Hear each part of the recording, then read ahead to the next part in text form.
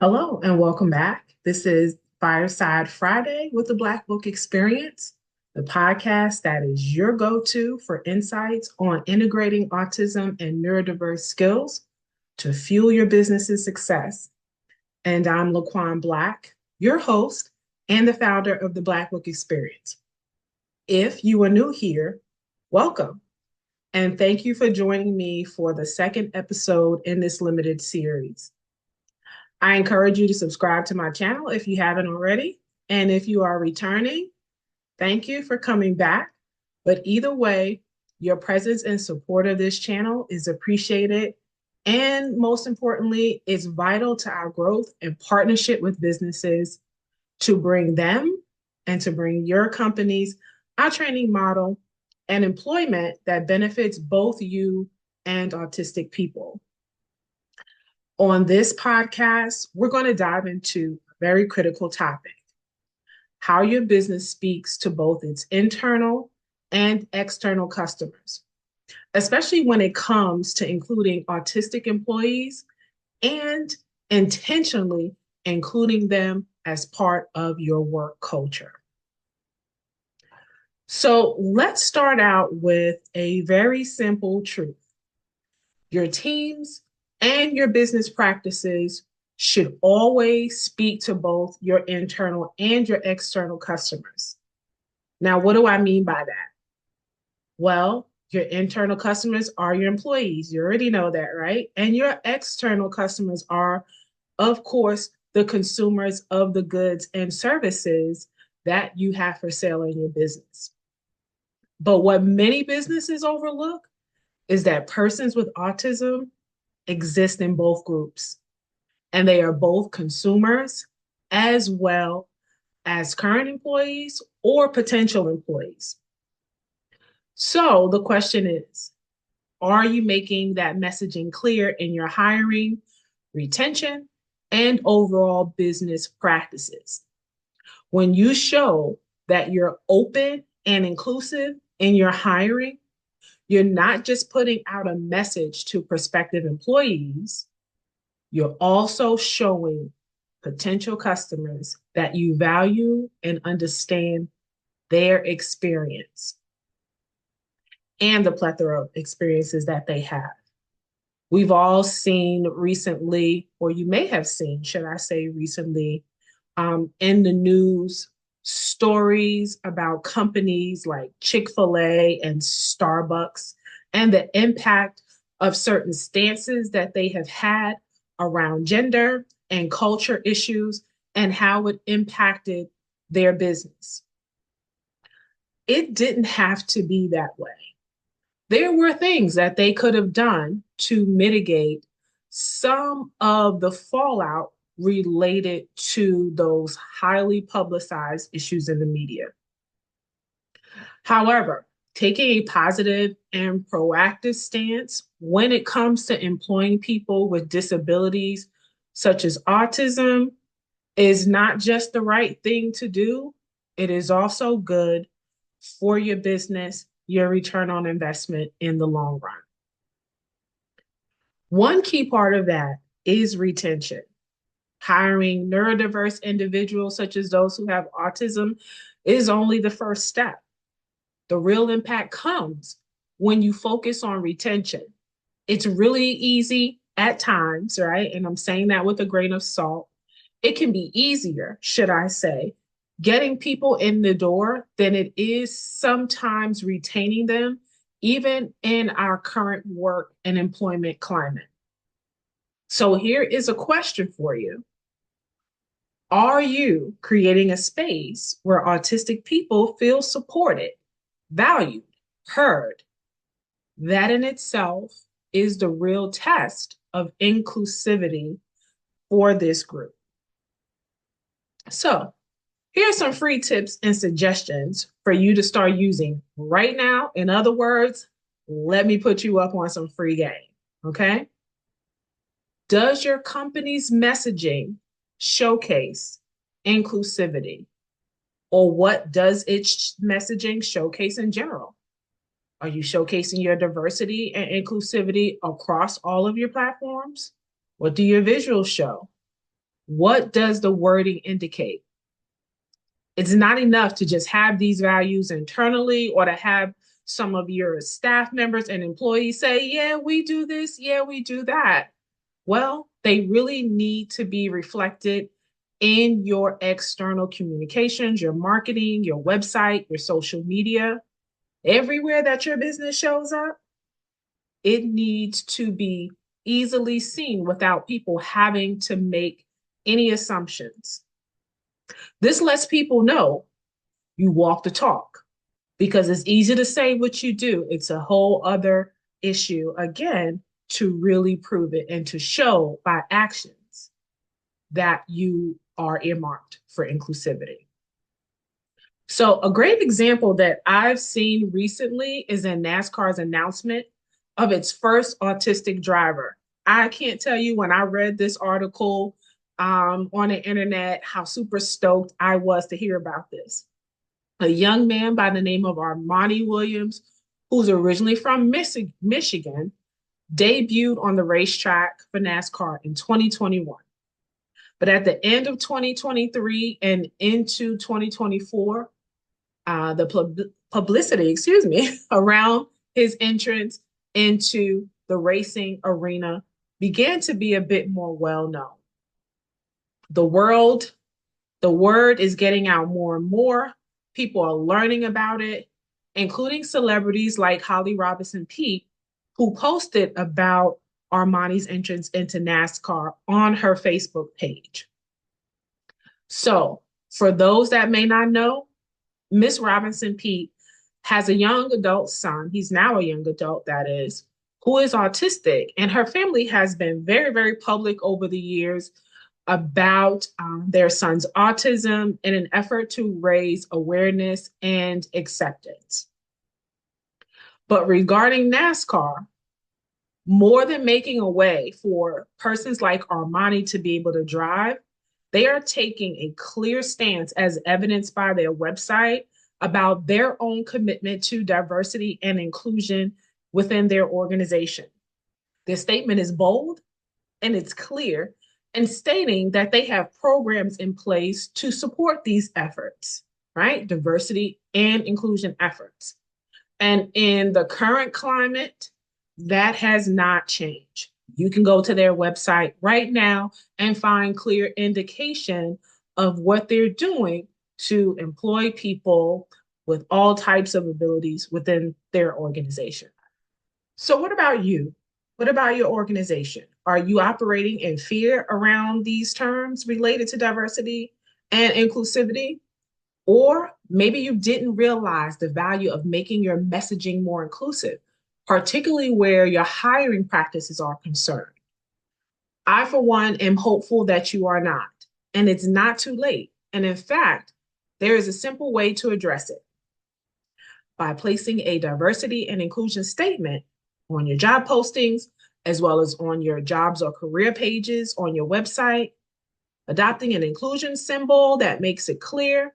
That way, even if you post your positions on LinkedIn rather, or someplace else like Indeed or ZipRecruiter, or on some other job search engine, the statement and the symbol that you've adopted will follow you, and it will make it really, really clear to applicants who have autism that you are an autism-friendly employer. These are just some of the small and easy things that you can do, and it won't cost you anything. But it could open up the doors in a major way for you to add this amazing talent pool. However, there's more that is needed in order to really make this work and make this something that's successful for your company and produces a return on investment for you. So it's worth giving it some thought and reaching out to me for something like a discovery call so I can help you with a plan for some additional steps to graduate your business into that will have a major impact. But before I forget, if you'd like to learn more about Armani's story and what NASCAR's diversity efforts look like, you can check them out in the links below in the description for this video. But let's keep moving forward. Let's discuss another tip that I wanted to share with you. Now, fast forward to you using some of the tips that I just shared about messaging. And presume you did the smart and the right thing for your business, and you reached out to me for a consultation or discovery call about how you can take some baby steps to really help put the ball in motion for this, right? To add these talented autistic persons to your teams. You cannot forget training. Training of who? Well, let me keep it on a level with you. And here's where I'm very different in my approach. I'm not an autism advocate that believes it rests all on autistic persons, a job coach, or a vocational rehab representative to advocate for them. No, no, no. That makes it a one off situation, and it does not set the tone for the long term success of these autistic persons that you put on your teams, right? And for you and your business or organization to be able to optimize that return on investment with the innovative abilities that they bring to the roles that you place them in. Are you equipping your staff with the tools that they need to work alongside autistic coworkers in a way that promotes understanding and productivity? This requires more than a one-off workshop, but it starts with one because it's about building an ongoing culture of learning and growth in which you wind up with really dynamic teams who display some of those soft skills that you say you're looking for in all of your job descriptions. Because I don't know a company in all of my years working that is not looking for certain soft skills, communication skills, and all the list of things that go along with it. If you are a products-based business, it is rare that a new product realizes its return on investment a day or a week in which it launches. Or if you're a service business, that your service nets a profit that reaches its ROI in a day or a week or even a month. There is an investment in development, marketing, software, parts, vendors, property, and all of the other million things that come before. There is an impactful, super green bottom line.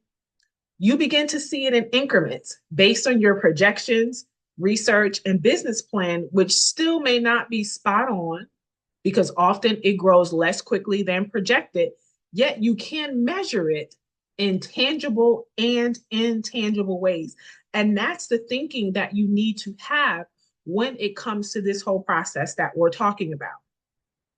That indeed is the nature of holistic and intentional training of your non-autistic team members, which includes human resources personnel, the managers in the departments where your folks are being placed, the team leads who are also supporting them, and down onto your grassroots employees throughout your organization.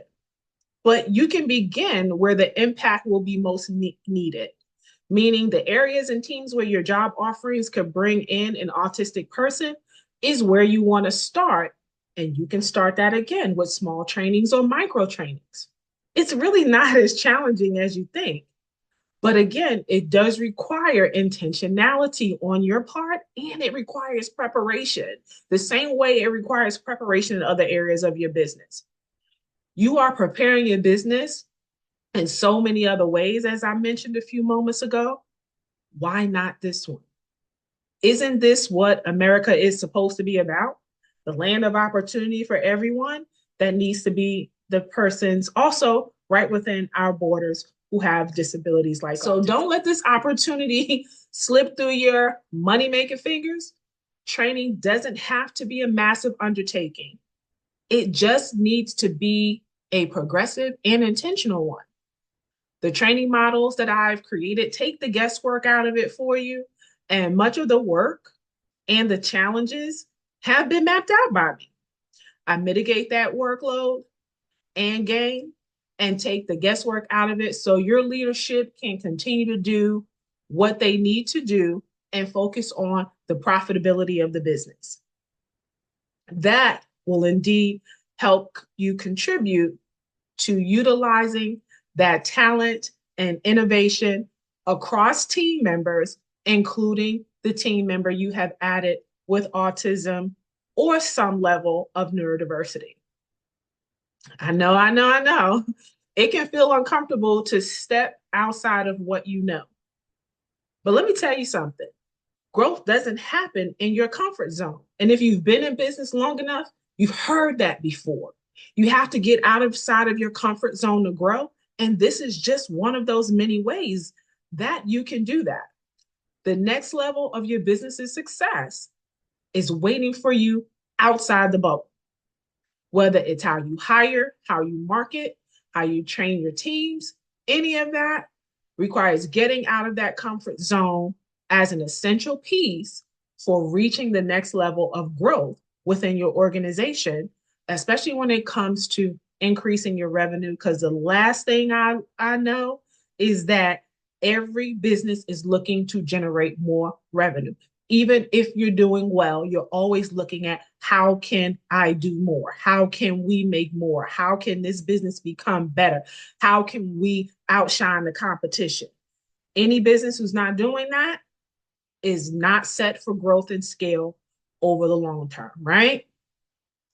This is why one of our mottos here at the Black Book Experience is profit with purpose, because there's a return on your investment when you invest in those who are employees and also your customers.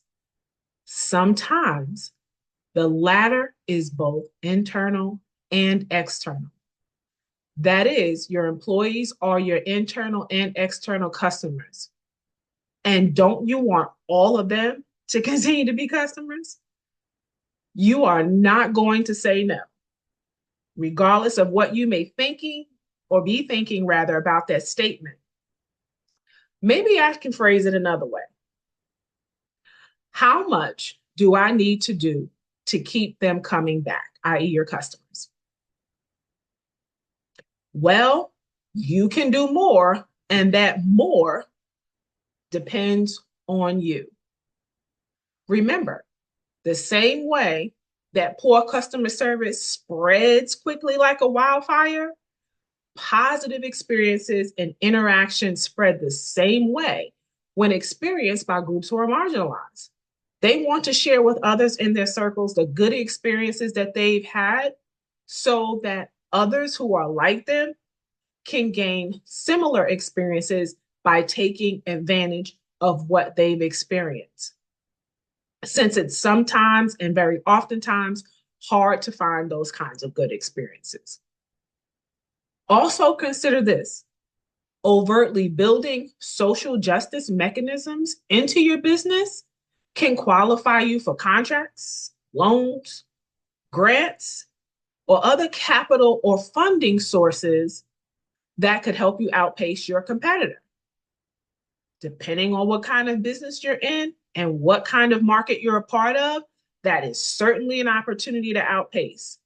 And these days, your business needs to take advantage of every opportunity that's going to give you an edge and put you ahead of that competition. At this point, it would not make good business sense for you not to do this. So take step number one, look at your practices, your messaging, your training, and make sure you're not just talking about diversity, but actively living it and breathing it as part of your business movement and mechanism. So that concludes this month's episode of Fireside Friday Podcast with the Black Book Experience. Again, I want to thank you for tuning into this month's episode, and I hope it's given you some practical insights on how to engage your teams and your customers in a way that's inclusive of autistic individuals. And remember, creating an inclusive business isn't just the right thing to do. It's a smart business strategy for your company's growth. There are small changes you can make now based on this discussion today on our podcast. And I can help support you with that. It takes a simple call and consultation or discovery with me to help put your business on that path to increase financial growth and realizing the ROI of onboarding and maintaining autistic and neurodivergent talent that has the added benefit of team building and team strength in addition to, again, impacting your ROI. So next month, I'm excited to be able to share with you the possibility of our first guest on our podcast. So I'm looking forward to that. Not going to share any information with you just yet. Going to keep you guessing on who the guest and the topic is, but stay tuned on our social media and follow me wherever you found me, whether it's on LinkedIn, whether it's TikTok, right here on YouTube, or on our Instagram page for snippets and insight on next month's guest and next month's episode topic. If you haven't, once again, please be sure to subscribe below. And if you have found value in this episode, then please share it with your networks because it's free to do. So until next time, keep pushing past your comfort zone and into a future of growth and inclusion, and maintain that thought process as you consider hiring and including autistic people within your workforce. So that's a wrap for this Fireside Friday and this month's podcast episode. And reminder that not only is inclusion right, but it's also profitable. So profit with a purpose. And if you have not subscribed, please do so to help the algorithm and like the video. But last but not least, please do leave a question or comment in the chat, and I will see you on next month's episode.